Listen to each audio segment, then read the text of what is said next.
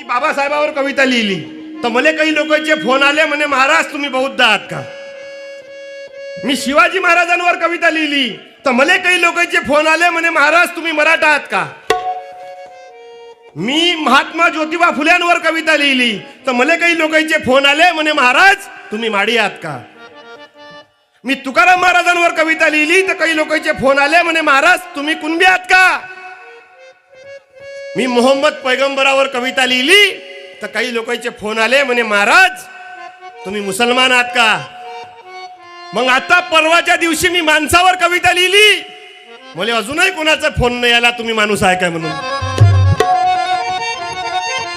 मग हे विचार डोक्यात घ्या.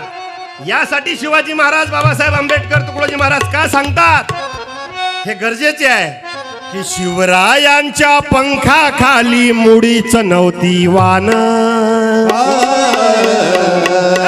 आनंदाने नाचत होते हिंदू मुसलमान, आनंदाने नाचत होते हिंदू मुसलमान.